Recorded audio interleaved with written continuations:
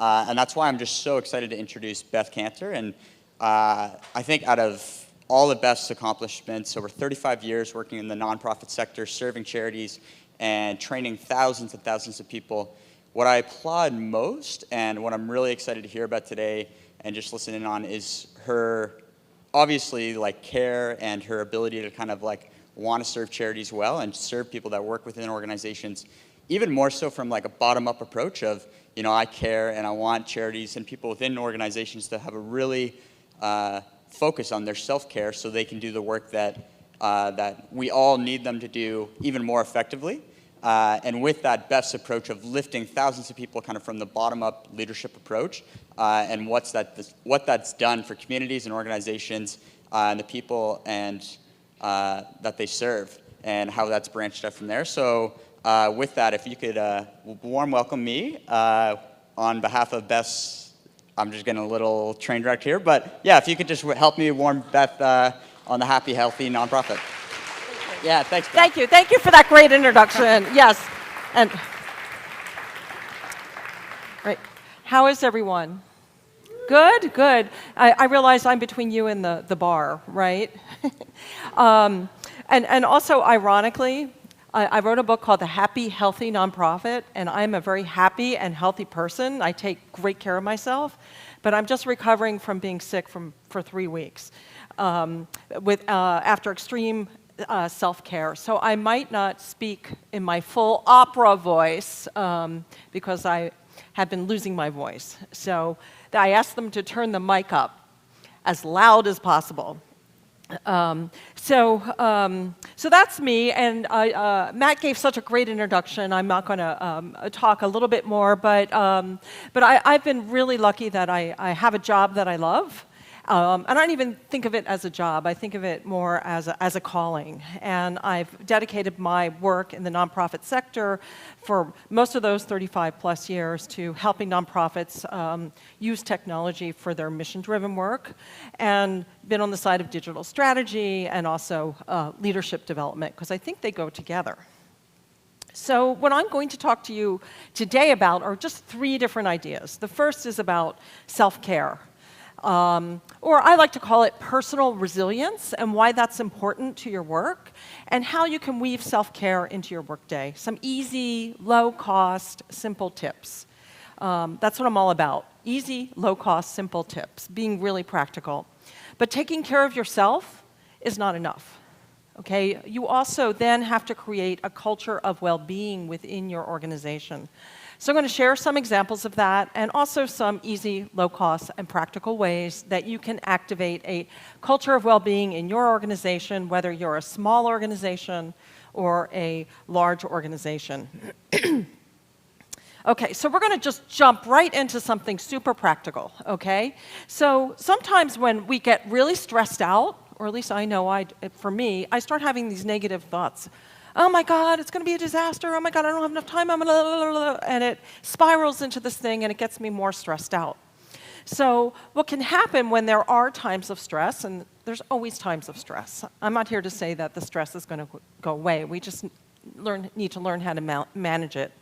So when there are those times of stress, you need to replay those positive stories and those stories of inspiration, and remember, why you got into this work in the first place. Or what it is that inspires you about the work and the programs that your nonprofit is doing. So I want you to take a moment, and the introverts are going to love this. The extroverts, yours is coming. Take a moment to think about a story, your origin story maybe, why you first got started in the nonprofit sector. Or maybe it's about what inspires you at work. When you see the results of your program, what is it? What is it that's like, wow, this is why I'm here? Take a moment. And then what I'd like you to do is something called a share pair. Are we familiar with share pairs? Yep. Yes, say yeah. See, thumbs up for okay, good. That means you're going to talk to another person and you're going to share your stories. And I apologize to the introverts, because I know the introverts don't usually like this, but there'll be moments of silent contemplation coming, I promise. So I want you to get up, just take a few minutes, share your story of inspiration or your positive story or why you got involved in this field, or what keeps you inspired based on the work you do. And I'll let you know when time's up. Go.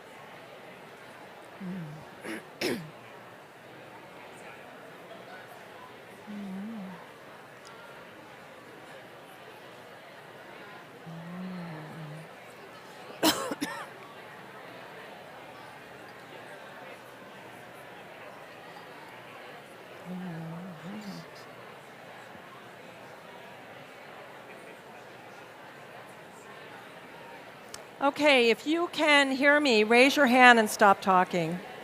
Okay? Please don't make me raise my voice.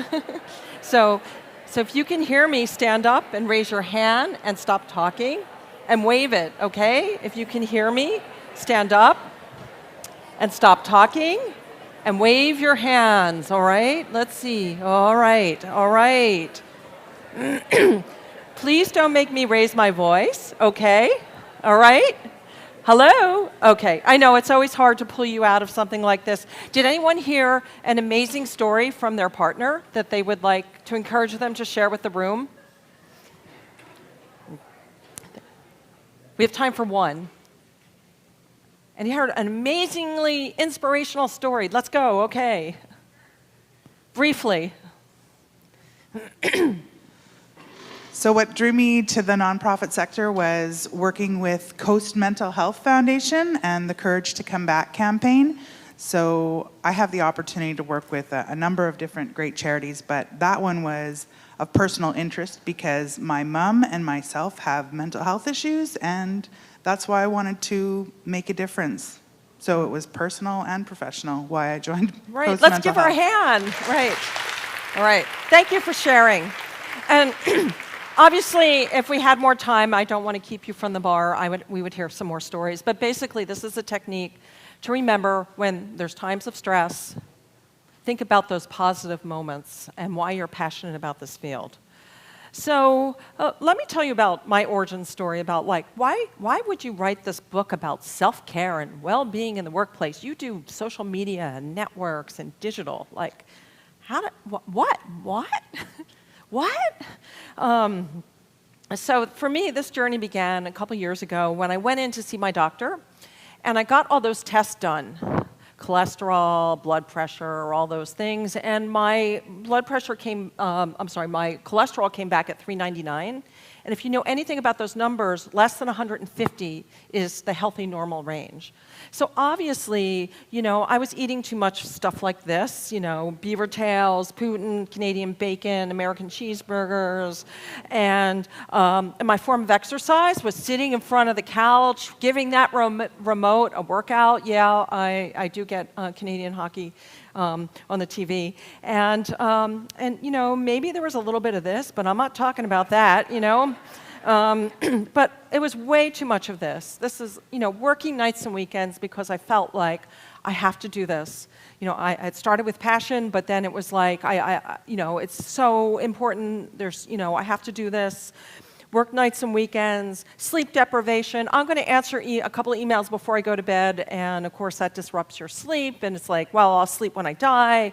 And vacation or downtime, you got to be kidding me. And so my doctor said to me, Beth, if you just got a little bit of exercise, go out for a walk. And of course, I'd heard all this before, and I tried not to roll my eyes.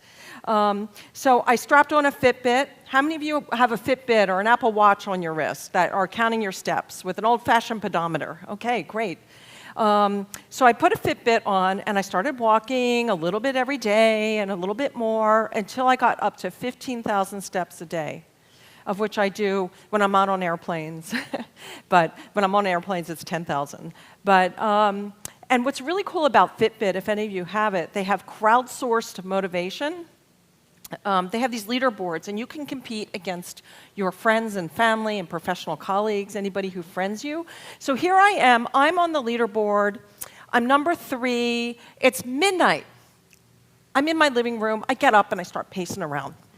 My husband's saying, what are you doing? And I said, I'm number 3. I'm not going to lose. Who knew I was so competitive? And after a while, I went back to my doctor, and I got all those tests done again, and my cholesterol came down into the normal range with diet and exercise. But something else happened. And the first thing my kids noticed, Mommy's less grumpy. Mommy doesn't have that attitude anymore.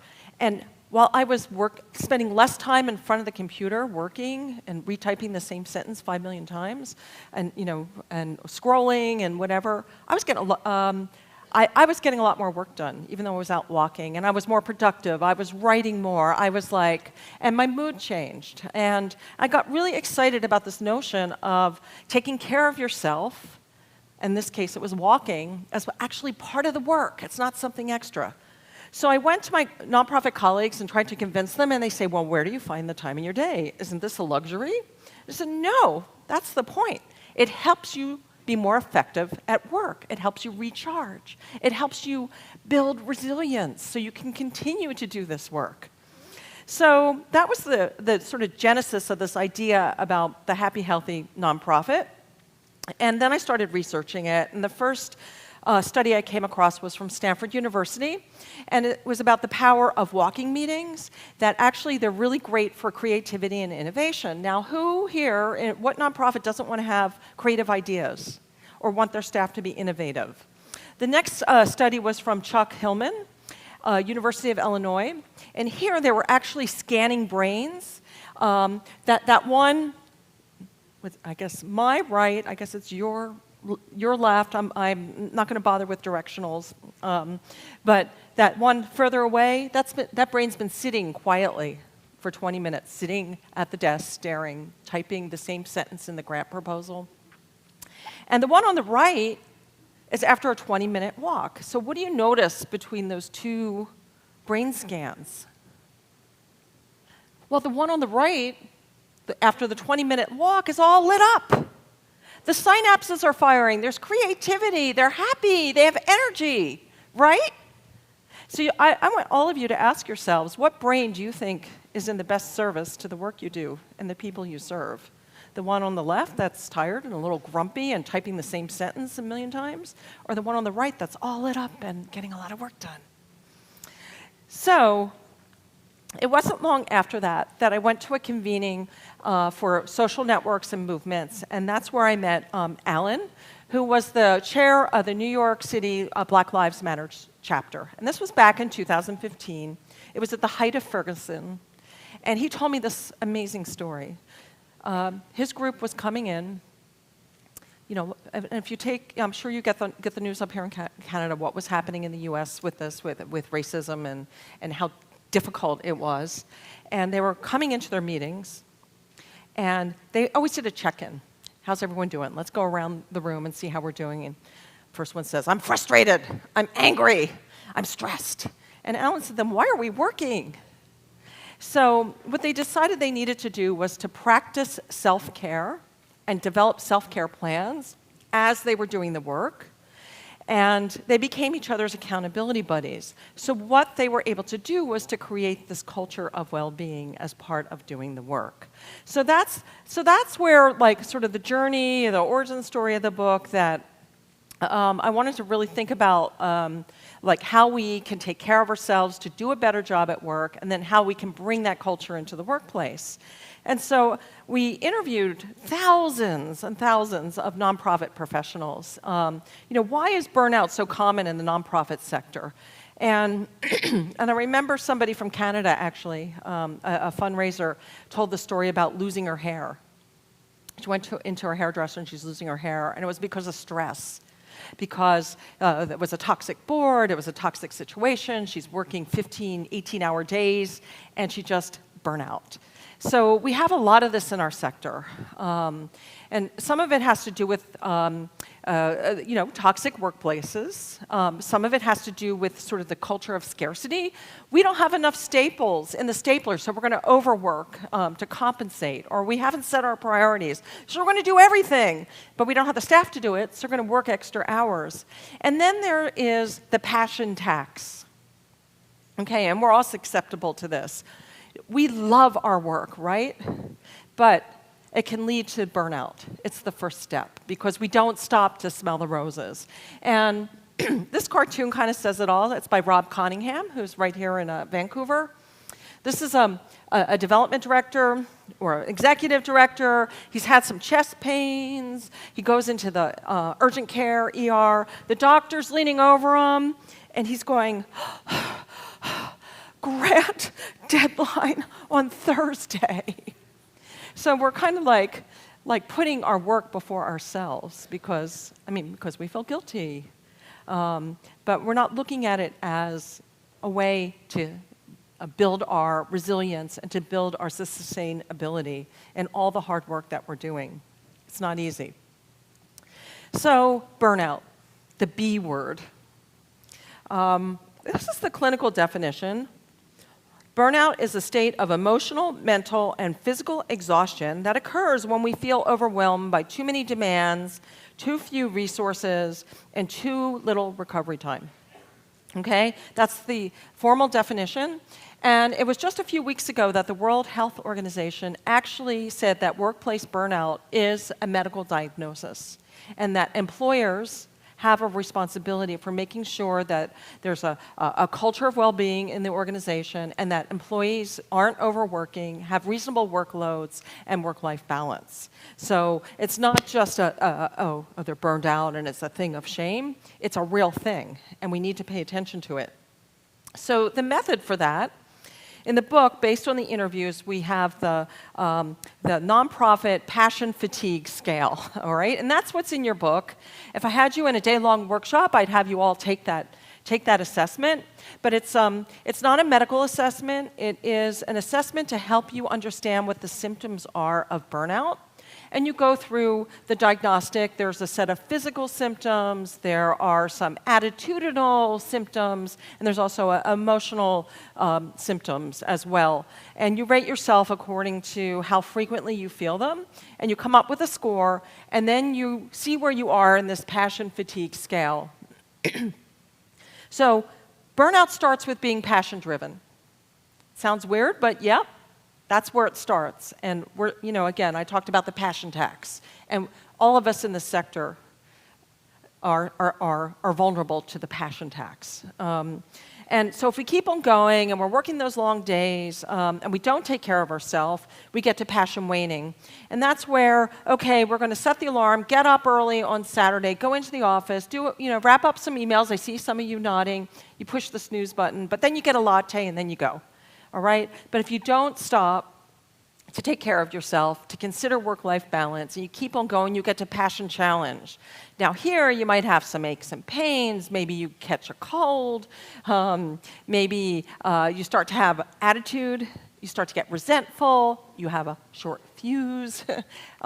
There's a host of other symptoms that start to appear in the yellow stage. If you don't hit the pause button and start to think about self-care, you get to passion depleted. And here you're burned out. You may be depressed, and you can't concentrate. You're basically no good to anybody, not yourself, your family, your organization, or the people that your organization's trying to serve. And the thing is, you don't want to get up to that last stage because it's harder to bounce back.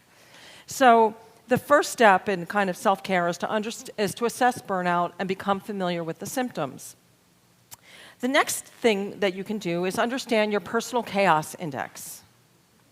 All right, it's called the PCI. It comes from Peter Carnes, who is a psychologist who works in addiction. I actually changed the index name. It was called the Personal Craziness Index, and I didn't like that wording, so I made it Personal Chaos Index. So it's basically a set of behaviors that happen when you're overwhelmed and you're trying to do too much, forgetfulness, or you stop doing things. For me, it's dishes in the sink, and those sadly are my dishes. Okay, so why is that my personal chaos index? Because one thing that I do for my work-life balance is to make sure every morning, wash out those dishes, get them in the dishwasher, and clean the sink so it shines.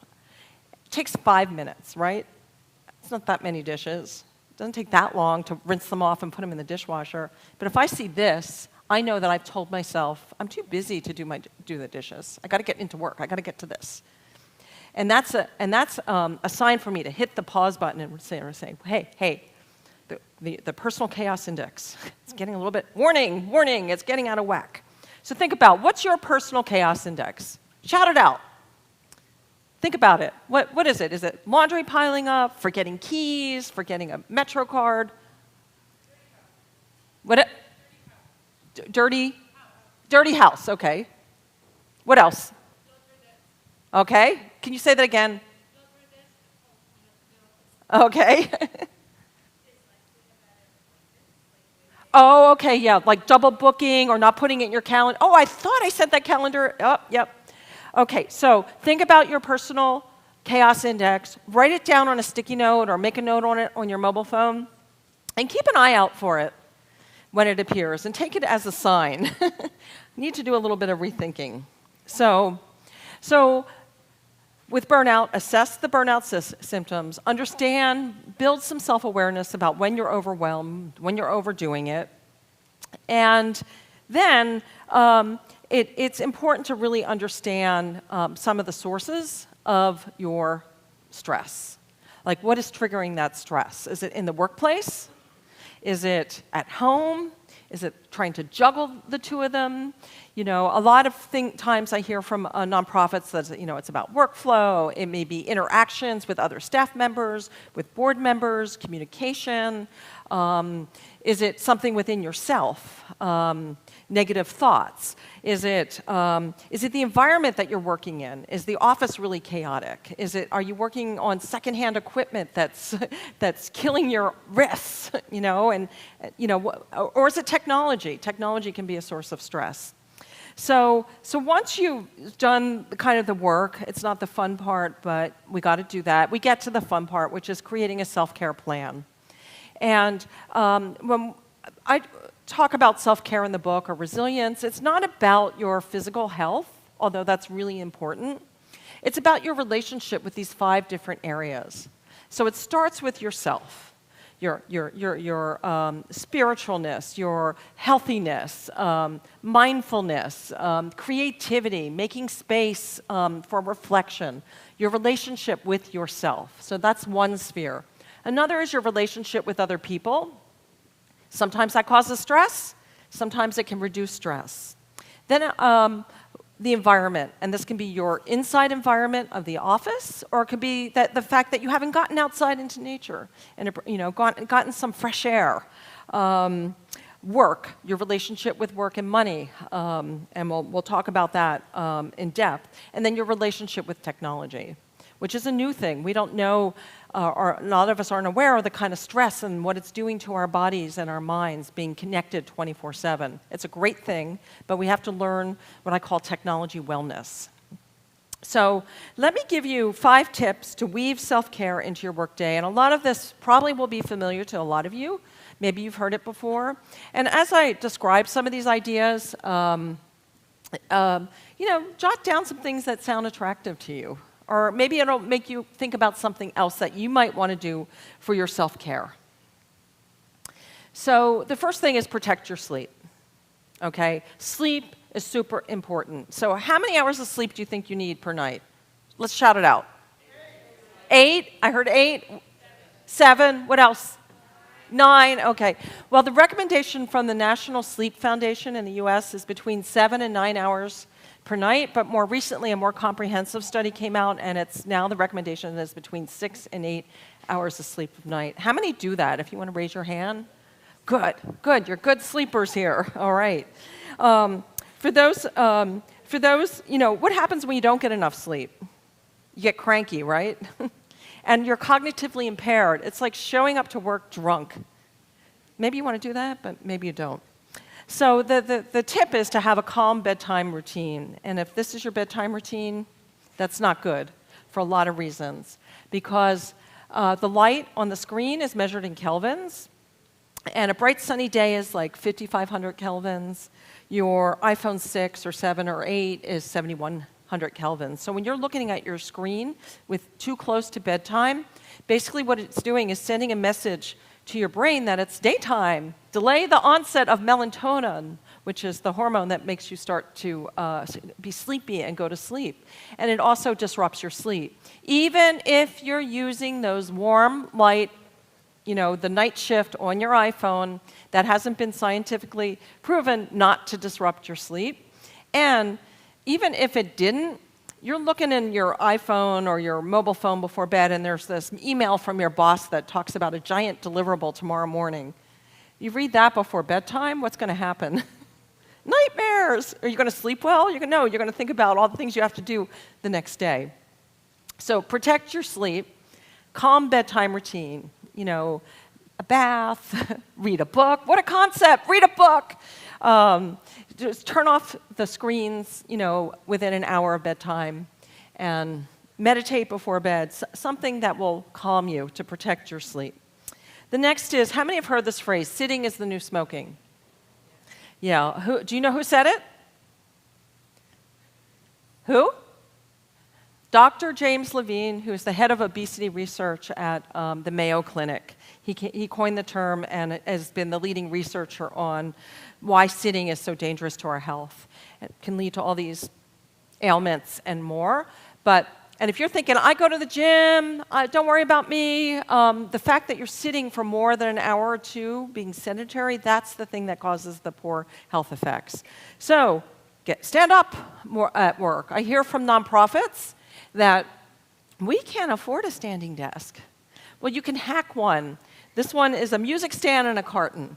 Make sure that it's the right, ergonomically correct height, or else you'll do more harm than good. And also, you don't want to start standing 8 hours a day. You really want to have think about it as sitting as a break from standing. You want to kind of have a repertoire of, stand, sit, stretch, and think about the kinds of tasks that you can do standing versus the things you need to do sitting. I know for myself, I like to write sitting, and I have a beeper. My Fitbit beeps me, and I get up, and I move, and I stretch. It's not distractive. It actually helps me replenish my energy. Is this what your desk looks like at lunchtime? Are you using your computer keyboard as a lunch tray? Okay, get out and take a walk. Even if it's just 10 or 15 minutes, you'll reboot your brain, and you will avoid the afternoon slump. But when you go out, leave your mobile phone back in the office, all right? What's this called? It's called distracted walking. And according to the Pew Internet and American Life survey, there's been a 35% increase in distracted walking. People are bumping into trees, they're tripping off of curbs, and they're walking out in traffic and sadly getting killed. So take a break from the mobile phone. I know there's iPhone separation anxiety, but it's important to take a break. Take a break, take a walk without your phone. And okay, so what I'd like you to do is raise your mobile phone if you think you are spending too much time on your phone. And hold on, let's look. In your hand and light it up. All right. Okay, I'll do this. All right, I was with you. I was spending as soon as I started to get my screen time reports on my iPhone, it was pretty, at first it was, okay, that's not too bad, 20 hours a week. But then I looked at how I was spending my screen time, and I said, that's not good. So help is on the way. So the first thing we need to understand is that interface designers, especially mobile apps and social media, are designing to get us addicted. They're designing to suck in our attention and then sell our attention to the highest bidder. So interfaces are intentionally designed for this. And so do any of you know what a ludic loop is? Okay, so a ludic loop is a set of repetitive activities that we get into, like a slot machine, and we keep on doing it because every once in a while something happy happens. And we still think, oh, maybe something good happens. It lets off endorphins, and it starts the cycle of behavioral addiction. And so that's what they're designing for. And researchers who have been looking at, like, what's the impact of being like this all the time on our brains and our mental health and our physical health. There is a doctor, Larry Katz, who wrote the book iBrain. He's in a lab at one of the universities in California, and they actually hooked up people's brains, and they observed what was happening physiologically to them when they were on their phones. And so what happens, and what gets us into the ludic loop, is there's a thought. I guess I should check my email. What's happening on Facebook? And sometimes that thought elicits some stress, and the only way to relieve the stress is to pick up your phone and look at Facebook or check your email, and then you get caught in the ludic loop. Because when you relieve the stress, it's releasing an endorphin, and there we go into the cycle. So how do we break the cycle? One of the leaders of this has been a movement in the US, I'm pretty sure it's here in Canada, called Human Tech. Anyone involved with that? And so this is an effort about educating people about technology wellness, and it's also a movement to encourage companies to stop designing for behavioral addiction. And so on their site, they have a lot of resources, and they have this whole list of things you can do with your mobile phone. To avoid being addicted. I'm not going to go through all of them, but the thing that helped me the most was that your thumbs have thumb memory. Let your thumbs do the walking, right? And so what I do is I scrambled my apps, so my thumbs wouldn't do the walking, and it gave me a few seconds pause to say, oh, it's Friday night. I'm on date night with my husband. Why am my thumbs going over to my email? So, and once you begin to develop that awareness, you start to break that cycle of the ludic loop that's been designed into it. So what I did is I practiced, took one of those tips per month, and I played with it. I tried to see if it worked for me, and I have lowered my screen time, and I feel much better. Okay, so finding quiet time during your day in the workplace is very important. We have back-to-back meetings. And then in between meetings, while we're running to the bathroom, we're like answering emails, right? No, none of you here, right? All right. So you don't have to go to the lengths of this person, and putting a sign on your back that says, do not disturb. I'm on a tight schedule today. Exceptions in case of emergency are permitted. Am I on fire and don't know it? Are you on fire and I'm the only one who can put you out? Are you a pizza? The zombie apocalypse is here. Okay. Hopefully we don't have to go to those great lengths. One simple tip could be just schedule meetings with yourself. So people look at your calendar at work and think you're busy.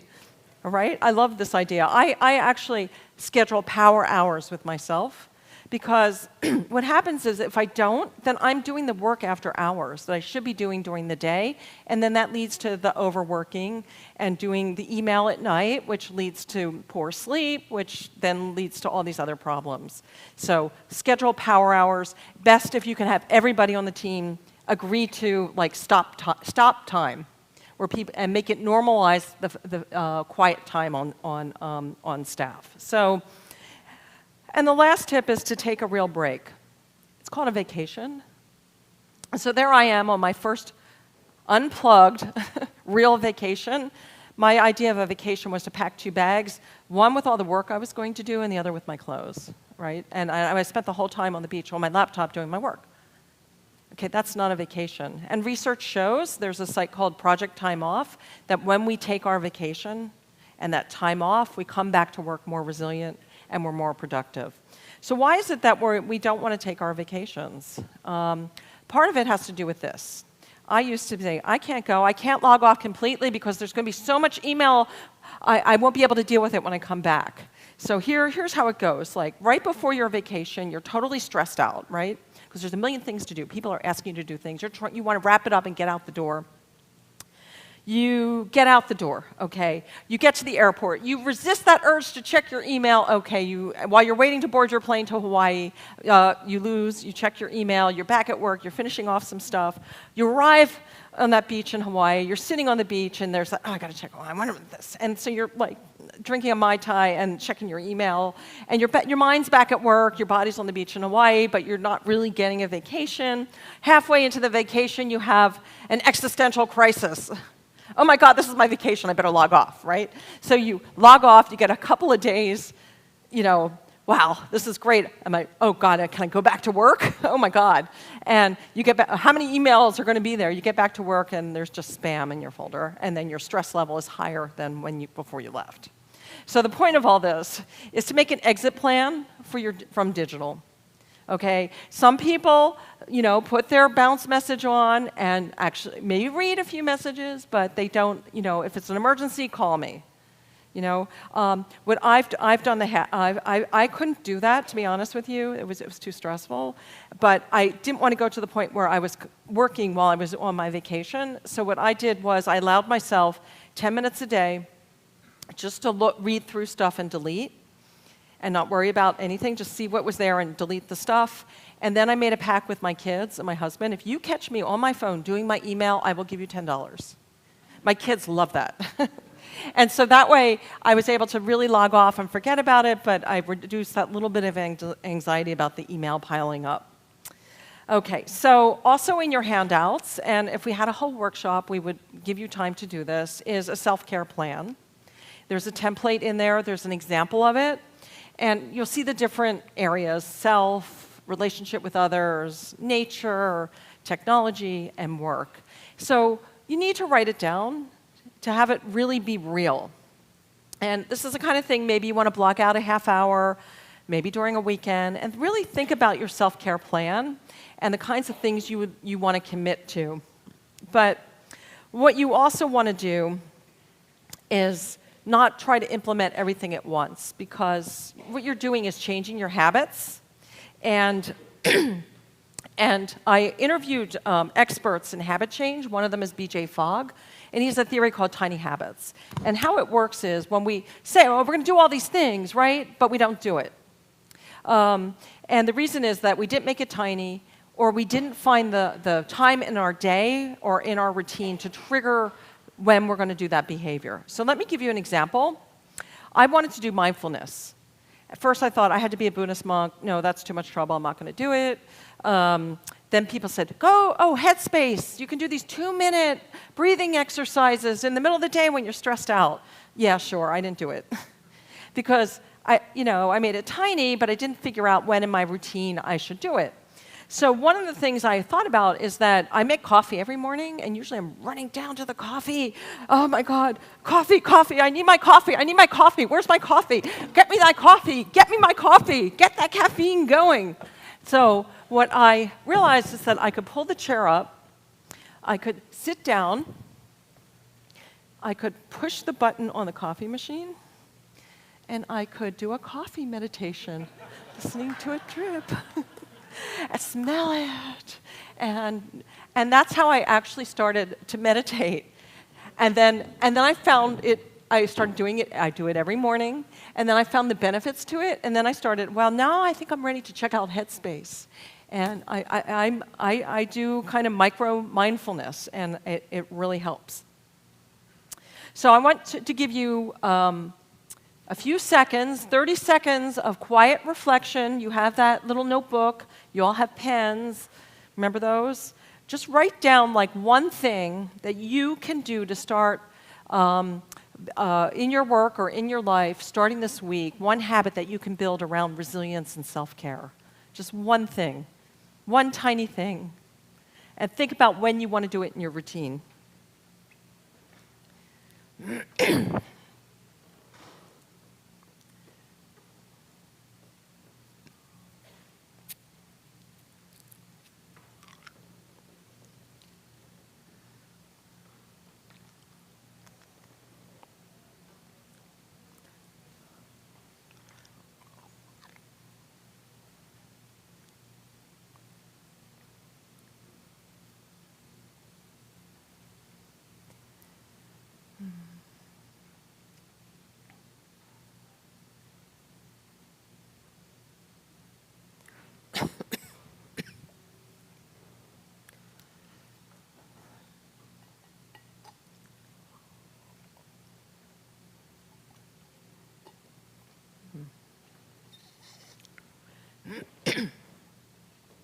Okay.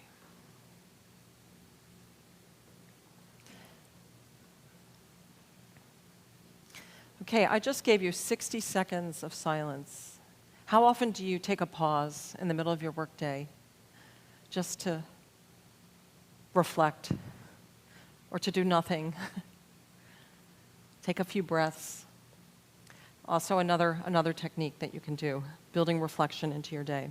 Okay, so those are some things around what you can do as an individual, but you need to start to bring it into the workplace. So let me show you a few examples and a framework. These are the things that are really important to activate a culture of well-being, according to different research. You need to have leadership that buys into it, does it, makes it normal. You need employee engagement.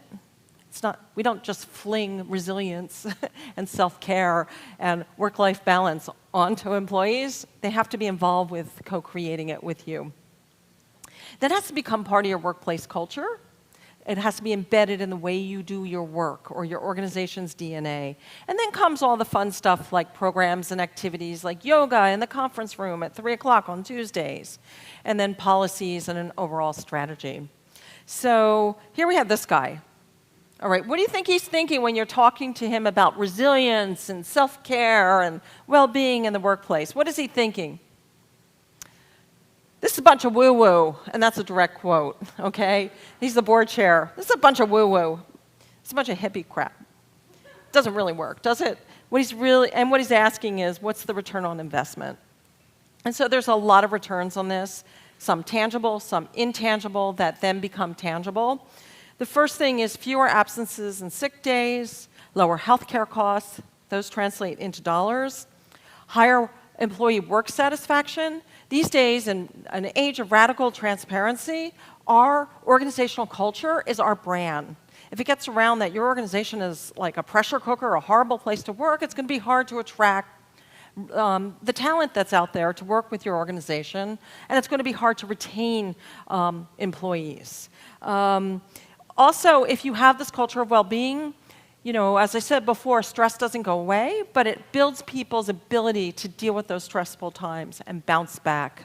And finally, from a digital marketing side, we want all our employees to be great brand ambassadors, but if you do not have this sort of culture of well-being, they're not going to be saying great things about the, you know, what it's like to work at your organization.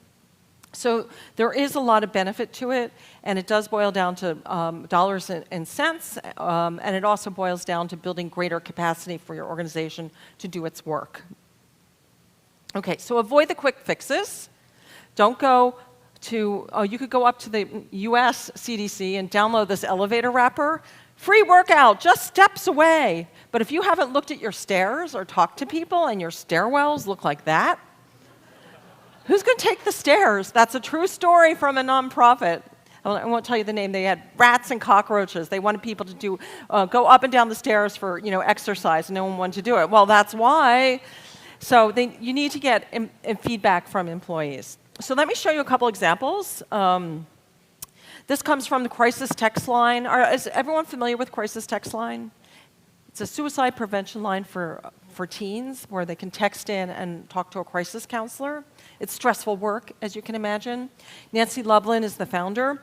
And on page 1 of their handbook, everybody on staff has to have a self-care plan. And it's part of their evaluation, too. They have their milestones and their deliverables, but they also need to take care of themselves. And they do fun stuff like Toto Tuesdays. They play the song Toto Africa on Tuesday afternoons early, really loudly, and everybody has to leave, and they get an extra hour and a half, of flex time. And everybody leaves the office, including the executive director. So intentional focus on culture. It takes work. And it's not heavy work, it's just being aware. So this is Philanthropy University, and it's a small team, and there and Kanter, who's right next to me there on the plaid shirt, said, "Oh, can you come in and do a lunch and learn? We have a problem in our office. You know what? Our meetings look like this. Everyone's distracted, no one's paying attention, we're so involved with our devices, we're not really connecting with each other." And so one of the things they did is they set up quarterly themes, and they made these posters on the wall. They had their values, but then they would have like a theme that they would discuss informally. Maybe it's 5 minutes at a staff meeting. Maybe it's in the hallway at the water fountain. And this one was mindfulness. And the question was, what behaviors, norms, and processes can we establish to engender more mindfulness and presence in our interactions with each other? And so they came up with the digital detox box, all right? Outside the conference room, it was actually a Whole Foods bag that they converted, but for meetings where they didn't need their tech, they drop it in the Whole Foods bag, and they would actually talk to each other and interact.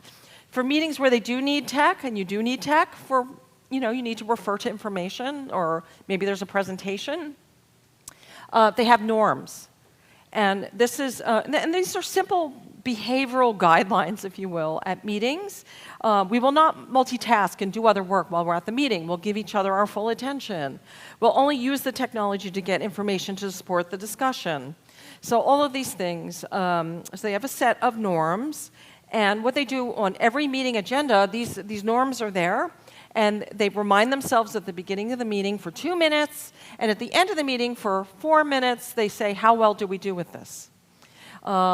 And they also, they also employed the phone stack as well. We're going to put the phones on the middle of the table. So this is another thing you can also do, and it's an example of how you can start to work on culture. And now it's become second nature to how they do meetings. They're giving each other their full attention, and they're balancing the use of technology to make the meetings and their work together more effective. Okay, so, and I'm not saying technology is bad. This is another example. This comes from a group called Lightful. And we did a whole staff retreat for 2.5 hours there, and they all came up with different ideas. And one of the big problems they had, it's a growing organization. They have like 20 staff, and they were hiring a lot of new people. And they were like, I don't know the people in marketing. I'm in fundraising, and there's people in marketing. I barely know their names, and they were kind of siloed, and there was not a feel of being, of having community together, which is an important aspect of a culture of wellness. So but they were highly into Slack. There was a younger staff. They all used Slack. They were and they were all Slack ninjas, and really good at using Slack. So they decided to get a Slack bot called Donut. And what the Donut bot does is it matches two people randomly and has them go out for coffee. So, so this was a way that they could use technology to have a positive influence on the culture, and then also solve this kind of problem culturally where people didn't know each other and there wasn't a feeling of being, working on the same team. Okay, so this final one, I'm going to make everybody stand up while I tell you the story. Okay? This is the United Way of South Dakota, okay? And you're going to stretch with me, all right?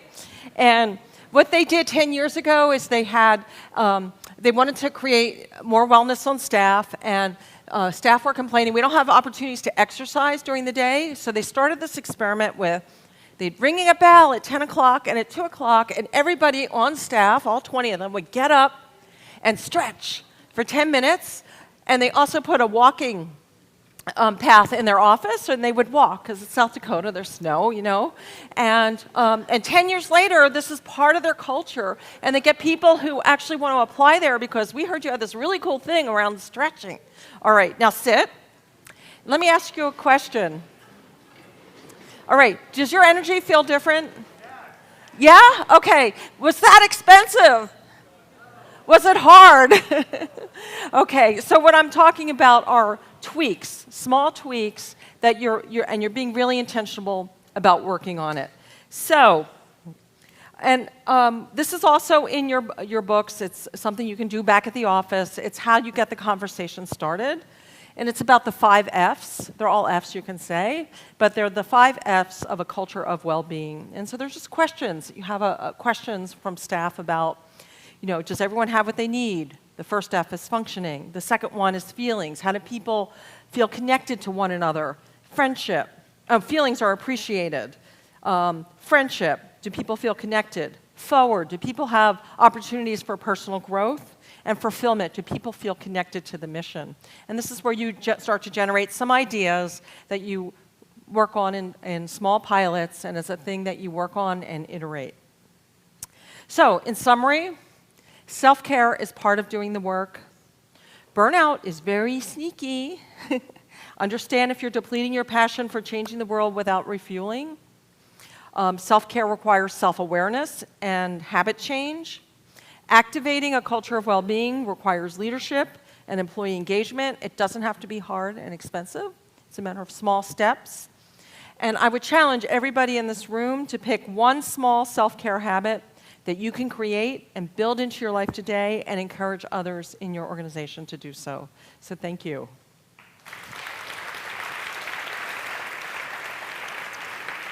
There we go. Great. I have to take all my cough drops with me.